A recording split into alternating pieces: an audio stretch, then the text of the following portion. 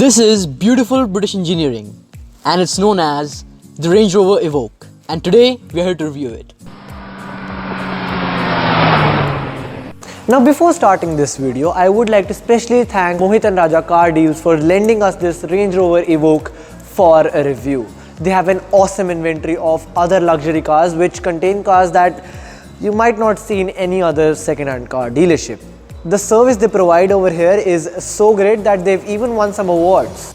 Now let's talk a little bit about this car. The Range Rover Evoque that we have over here is genuinely been driven 33,000 kilometers, and the service records for all of that is available from A to Z. The whole car is fully insured, and the thing is that this car is in scratchless condition. You're gonna see it in the review yourself. Not a single scratch somewhere in the exterior or even the interior. This car is in great condition. But the best part is yet to come. Not just this car, but any car over here. If you buy them from Mohit and Raja Car Deals, well, the first service you get done after buying this car, well, they'll do it for you for free. And so now let's talk about the price of all that, the whole package of the Land Rover Evoque. For that, I would like to call the owner of Mohit and Raja Car Deals, and so I would like to welcome Mr. Raja Narula. Hi sir, welcome. I was just telling my viewers about the whole package that you are giving over here at Mohit and Raja Car Deals. So we were talking about the price of this car. So can you please tell the viewers how much you're offering this car for? Well, we are expecting around 35 of this car. 35 lakh. 5 lakhs. Okay, you know, when you go to buy this car new from anywhere, well, the showroom price of a base model Evoque is from 60 lakhs, and they are giving you this whole car fully insured with the service free for 35 lakhs. Guys, this is a grab. Come on. In the year 2008, Land Rover was acquired by Tata Motor Group from Ford Motor Company. And in the same year, the Evoque was launched as a concept car known as the Land Rover LRX. But 3 years later, in the year 2011, that concept car was brought into production, which is now known as the Evoque. The first generation of this car was produced from the year 2011 to 2017, and the second generation of this car was produced from 2018 till the present day. So this, being a 2013 model, is the first generation. Now let's talk under the hood because it is quite interesting over here. The Land Rover Evoque from the first generation, that is the 2011 to 2017 models, were actually having a Ford engine, because at the time of the announcement of this car, that is in 2008 at the American Motor Show, this car was actually handled by Ford. It was later on acquired by Tata Motors. That's why all the first generation Evoques have a Ford engine. Now if we talk about the actual engine, it's a 2.2 liter inline turbo diesel 4-cylinder which is capable of producing 190 horsepower. And the fun factor in any car for acceleration is due to its torque, and this car has 420 Newton meters of it. So it will be fun driving this car and especially accelerating in it. In my eyes, the Evoque has the best styling queue of any Range Rover. And finished in the Firenze red, it looks especially good. In the front of the hood, we have the massive Range Rover badging alongside the typical Land Rover grille. And if we move over to the headlamps, we have a single projector headlamp setup which is surrounded by a curvaceous dials. From the side of this car, it is visible that this car has a dual tone color scheme. The roof of this car is completely blacked out, which does a great job in hiding the glass roof in this car. The blacked out design has been continued to the wheels as well, which are 18-inch 7-spoke alloy wheels, which have a pretty great design. At the back, once again we have a large Range Rover badging alongside a small Evoque badging. Beneath it, we have NSD4 badging, which signifies the trim line of this car. Coming to the taillights of this car, they have very intricate design, especially the red slats which resemble the jet engine of an airplane. Just like the exterior, the interior of this car is also dual tone. The combination of red and black looks amazing, especially these red leather-wrapped bucket seats. These seats are the ones which provide the character of sportiness even inside the car. And speaking of leather, most of the things in this car are leather-wrapped, and the things that are not are either metal or piano finished. And so that was the styling of the exterior and the interior of the Land Rover Evoque. And if I were to give it a rating from 1 to 5, where 1 is the lowest and 5 is the highest, Well, the review score for this car would be 5 on 5 because this car is very, very good in terms of styling. And now starting off with the features, this is one feature that is common in any Land Rover or Jaguar car, and that is the gear selector. There's no doubt in that. I've even told you about this feature in the Jaguar XFS review that we've done. You can find the link to that video in the description below or any information card on your screen right now. But anyways, talking about the gear selector in this car, whenever you turn the car on, the gear lever pops out of the center console, which looks so amazing. And similarly, when you're done driving the car and you push the start stop button to stop the car, the gear lever will go back inside the center console like it wasn't even there. And now with that out of the way, now I want to talk about the steering wheel in this car. The steering wheel is a beautiful leather wrapped steering wheel which has an awful lot of buttons, and so that indicates that it's a multifunctional steering wheel as well. The controls given you on the right side are for the center gauge display in this car, and the controls on the left side are for the infotainment display in this car. Talking about the center gauge display in this car, it's a fairly standard gauge display which we have talked about in every single car review that we've done till now. So I'm not going to go into the details, but there are a few features that I would like to tell. Number one is the two-stage unlocking. If you've seen our Maruti Suzuki Dzire video that we did, we had this one feature in which when you press the unlock button once, only the driver's side door would unlock, and you had to press the unlock button twice so as to open all 4 doors of this car. Well, I had one complaint in that feature, and that is that I hope that Maruti had given a single option to disable that feature, because that feature is actually quite annoying. Land Rover has actually remedied that problem, and they've given you a feature in the center gauge display in which you can enable or disable that feature, in which if you want to have the two-stage unlocking, you can just press OK and have it ticked, and if you don't want it, just press OK once again to have it unchecked. And now the second weird feature that I want to talk about in the center gauge display is the drive away locking, which is just a complex way of saying speed sensitive locks.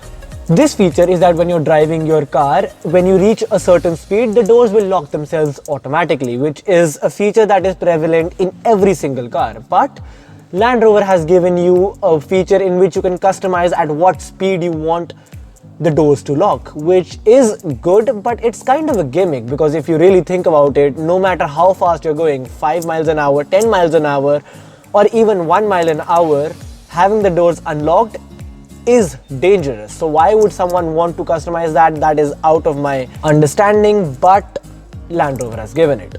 And now speaking of displays, the next display in this car is the infotainment display, and so now we'll talk about that. But first I want to talk about the actual integration of the infotainment display, which is actually quite nice. This is the first car that I've actually seen which has a fixed display but still has a very good integration with the dashboard, which is one thing that I appreciate from Land Rover. Anyways, moving on from that fact, I want to talk about the features of the infotainment display. Well, the infotainment display is a fairly standard infotainment display of any other car, which have the normal features of Bluetooth, radio, FM, AM, navigation, and all of that normal stuff. But there is one thing in this car which is quite weird, and that is extra features. Yes, that's right, I put them in air quotes because it's just one feature. When you press that, you'll see that it only offers one feature. So why have they written extra features? It should just be extra feature. Or they could have just given that extra feature on the display over there. But anyways, Land Rover has this out of the box thinking, which I appreciate. But anyways, once we get into that extra feature, that is ambient lighting. This car has a 5 color choice of ambient lighting, which is all over the car, which looks very nice at night time.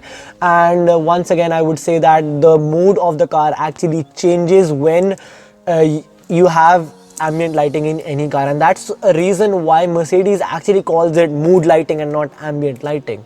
Anyways, if we talk about the ambient lighting in this car, you have 4 different modes for the brightness of these ambient lighting, and you have 5 different colors that I've already told you about, and you can see them on your displays right now.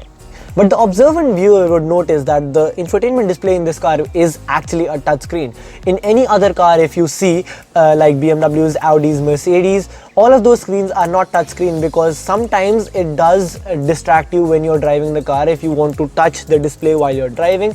But in other times it makes the work a lot easier because you don't have to fiddle with the controls in the center console in those displays. You just have to press a single button and you're inside that very setting that you want. And so this is one feature that I hope manufacturers also give you, but Land Rover has given that, and it's a very good thing because infotainment displays are very nice to have when they are touchscreen. And now once we're complete with the displays in this car, I now want to move on to the center console once again where we had the gear selector. But I want to talk about something above that, and that is the AC controls. We have 2-zone climate controls in this car, which I've explained a lot of times. You can see any of our other videos which I have linked in the description below. And one other feature in this car which is quite good is that you also have heated seats, which in this type of weather when it's quite cold is a blessing to have. And now below the gear selector we have the drive mode selector in this car, because this car obviously has a lot of modes to drive in, because this is actually a sports oriented car which is also meant for off-roading. So it's a very versatile car. And so to make use of all that versatility, we have a few modes, and now we'll talk about that. Now right now the car is in this mode which shows a picture of just a normal car, and so this is the normal mode in this car which is used for city driving, I guess. And then when you press this button you can change the mode you want to be in. When I press this button it takes me into this picture over here, which is actually the grass, gravel, snow mode of this car. And as you can see, the picture actually indicates that quite well as well. We have a car over here, we have a few bushes over here, we have this snow over here, so that pretty much indicates everything. That is quite nice. And then we move into this mode over here, which is the mud ruts mode of this car, which means that when you want to take this car off-roading in, say, mud, well, this is the mode for you. And then last but not the least, we have this mode which actually shows a picture of a cactus. So we all know that this is the sand mode of this car, which is depicted on the center gauge display as well. The Land Rover Evoque is a car with keyless entry, and so this car also has a key which is actually a key fob and not a physical key, as you can see. But what happens when the battery dies in your Land Rover Evoque? How do you turn the car on then?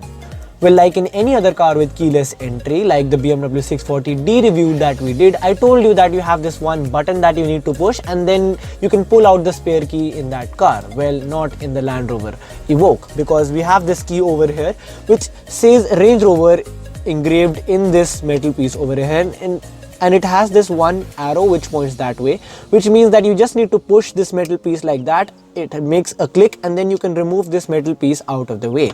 Then that reveals the spare key, and this is the spare key of your Range Rover Evoque. And so those were the features of the Land Rover Evoque.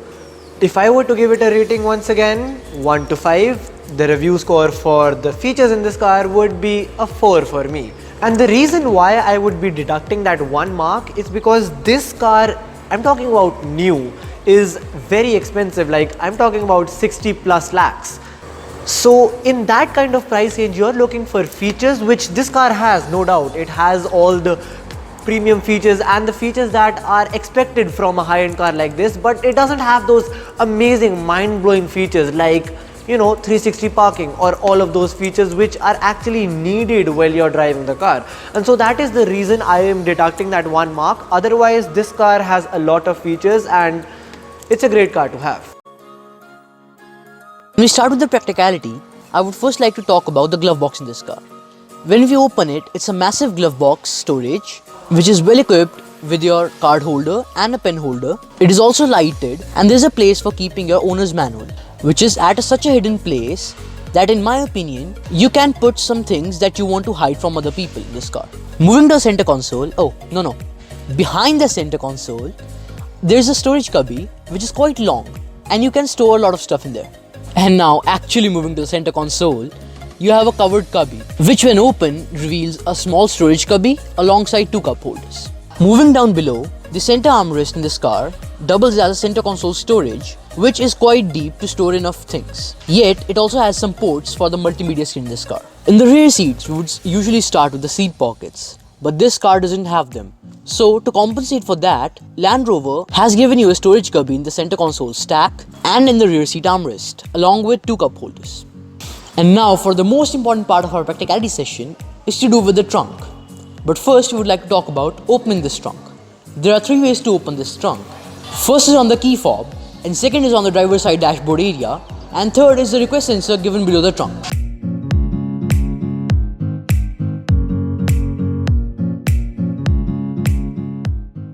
You can see that the trunk is pretty spacious. It also has hooks on the either side for tying something, and also has hooks on the floor bed for tying a net.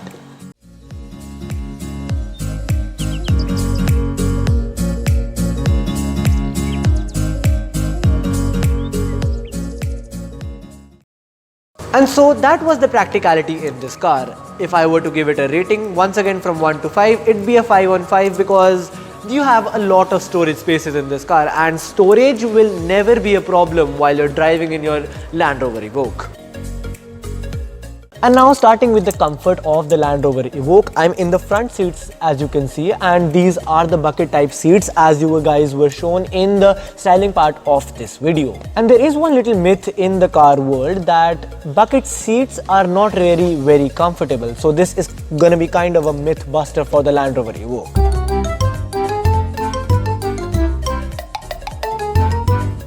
If we talk about the seat comfort, well, the seats are very soft, and due to their bucket type shape, they also grip me very well. So going around a corner in this car, well, that's no biggie at all. One other thing that I quite like is that these seats are automatically controlled. So moving the seat back and forth, the backrest back and forth, and the seat height along with the under thigh support is all automatically controlled, which is quite good. Using these buttons over here, I can even control the lumbar support in this car, which is very good. And so given so many features, I don't think that you will need to be given the result of the Mythbuster. These seats are very, very comfortable. And now moving on to the rear seats in the Land Rover Evoque. The seat material is obviously same as the front ones. They are very soft, which makes them very comfortable. And even though these are not bucket type seats, but still they have this one indentation due to which you are gripped very well in the rear seats as well. That makes it very good. But I do have a little less under thigh support, as you can see over here. I would have liked it even more if there would have been under thigh support in this car, even for the rear seats. But anyways, there's no complaint over there, as it's kind of a sporty SUV, and comfort is actually not one of their most priorities when they're making a sportish SUV like the Land Rover Evoque. Anyways, moving on, the next thing is that if you talk about the legroom, that is about 1 inch for the rear seat passengers over here. But mind you that I am pretty tall, I'm 6 feet 1 inch, due to which I'm still having 1 inch left. But anyone maybe shorter than me, 6 or 5'11", will have a little more legroom, which is sufficient. And if you talk about the headroom, that is actually just massive, about 6 or 7 inches of headroom available, which is very good, no questions asked. And so that was comfort. And once again, rating from 1 to 5, I'd be giving it a 4.5. That half mark is deducted because of the lack of legroom in the rear passenger seat for a tall person like me. So I think it's good, but it could have been better. And so with that, we complete our review of the Land Rover Evoque. According to me, it's a great car. If we talk about features, well, it has all the expected features for any high-end car like this one. And if we talk about practicality, well, that is something that you should never doubt in the Land Rover Evoque, because that is plentiful. And then if we talk about the star of this car, and that is styling, because styling, well, when you drive this car, you'll have that road presence. Everyone on the road might as well be seeing you when you're driving in this car, because this car is just amazing to look at.